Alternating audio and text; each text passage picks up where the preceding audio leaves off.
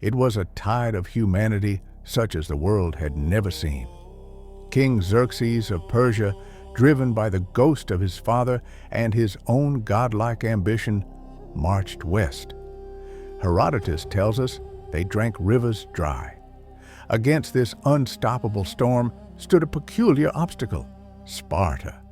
The oracle of Delphi had given a chilling prophecy: either your glorious city must be sacked by the Persians, or you must mourn the death of a king.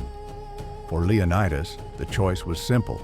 He would not send his city to ruin. Instead, he would march to the Hot Gates, Thermopylae, the Hot Gates, a narrow pass where the mountains kiss the sea.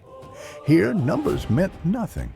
A massive army would be funneled into a choke point only a few meters wide.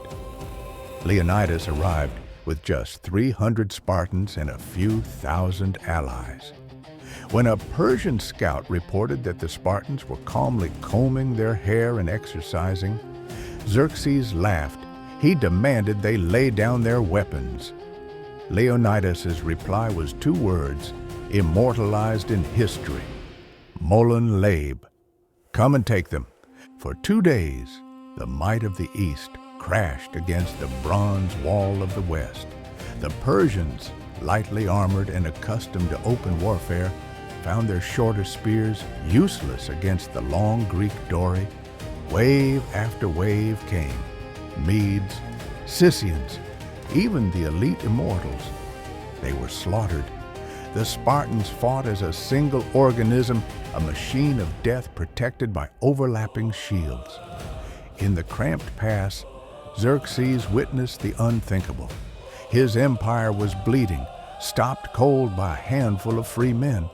But what force could not achieve, treachery did. A local shepherd named Ephialtes, driven by greed, revealed a secret goat path through the mountains. Under the cover of darkness, the immortals marched. The wall was flanked. When dawn broke on the third day, Leonidas knew the end had come. He dismissed the allies, telling them to save themselves. But the 300 Spartans remained. Along with them stood 700 Thespians and 400 Thebans, who refused to leave. They chose to stay, not for victory, but for duty. The final battle was not a clash of formations, but a chaotic storm of fury. Their spears broken, they fought with swords. When swords shattered, they fought with hands and teeth. A Spartan once joked that if the Persian arrows blocked the sun, they would fight in the shade. Now, that jest became their reality. Leonidas fell early. A furious struggle erupted over his body, Greeks pushing back the Persian tide 4 times to reclaim their king. But they were few, and the enemy was endless. One by one, the voices fell silent. The 300 were annihilated, but in their death, they achieved what they could not in life. They bought time for Athens to evacuate. They ignited a fire in the heart of every Greek. The fear of the Persian monster was replaced by a thirst for vengeance. A year later at Plataea, a united Greek army would crush the Persians forever.